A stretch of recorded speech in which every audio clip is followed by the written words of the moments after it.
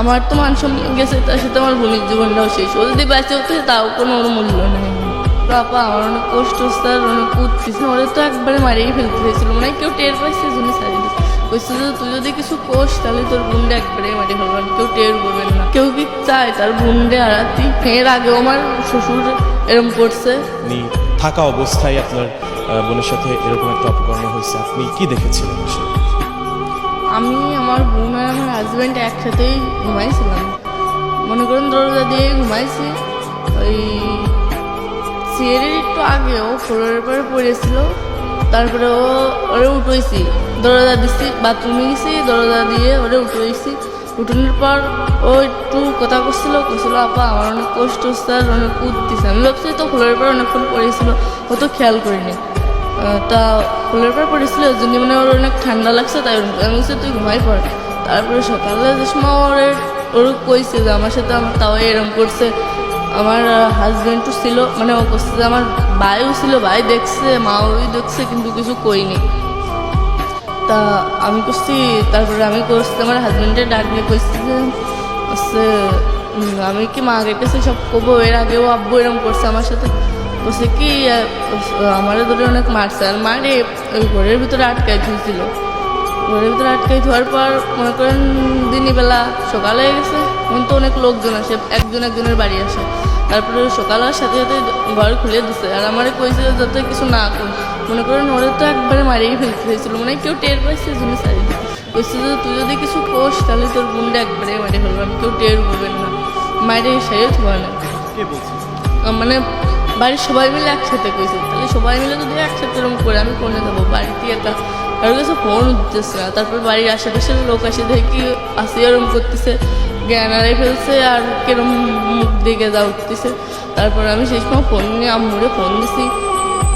সবাই কইছে আমার শাশুড়ি, তারপরে সবাই কর পরে নিয়ে গেছে হসপিটালে। নেওয়ার পরে আম্মুরা যেই গেছে, আমার আম্মুরা সেই সময় আমার শাশুড়ি দেহেই পলাইছে। আর বাড়িতে আমার শ্বশুর ছিল, আমার দেবর ছিল, আমার হাজব্যান্ড ছিল, ওনারা তিনজনই পুলিশ গেছে আর পলাইছে। মানে বেশি যে সময় লোক হয়ে গেছে সেই সময় পলাইছে। আর আমার সাথেও এরকম এর আগে একবার হয়েছে। তা আমি বাড়িতে জানাইছি, আম্মুরা মনে করেন বিশ্বাস করেছে আমার আম্মুরা, কিন্তু মান সম্মানের বইতে আমার আবার বুঝেই পড়ে দিয়ে পাঠাইছে। আর অনেক কইছে, অনেকেও বিশ্বাস করিনি। আমার হাজব্যান্ডে কলেই আমি যদি কই যে আব্বু আমার সাথে এরকম করে, তাহলে আমার ধরে খালি মারে, কয় কি তোরে মারবানে। মানে আমার বোন যদি সেদিন আমার সাথে না থাকতো, মনে করেন সেদিন আমার সাথে ওরকম হতো। এর আগে কিরকম করছে আপনার সাথে একটু? মনে করেন আমি বাথরুমে আইছি, আব্বু আমার মানে আমার শ্বশুর আমার পিছন থেকে জড়াই ধরছে। মানে ও কিছু করতে চাইছিল, কিন্তু মানে মনে করেন সেই সময় বেশি রাত না, রাস্তাতে লোক যাচ্ছিল, এর জন্য কিছু করিনি।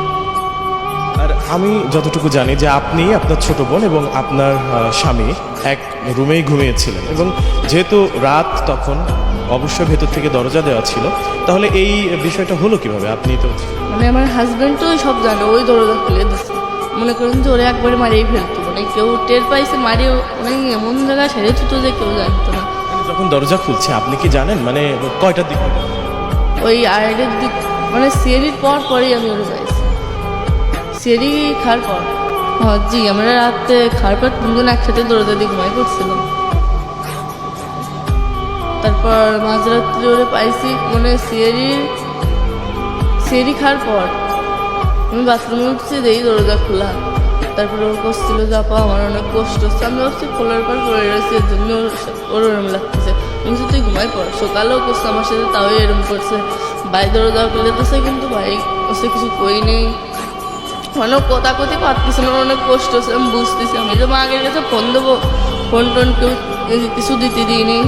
আর আমার ঘরের ভিতরে আটকে অনেক মারছিল। সবাই মিলে বসতে, তুই যদি কারোর কাছে কোষ কিংবা তোর বাপ মার কাছে ফোন দিস, তাহলে বললাম তোর বোনরে যেটুকু আছে তোর বোনরে বাইরে ফেলবে। মনে করেন কেউ কি চায় তার বোনরে হারাতি?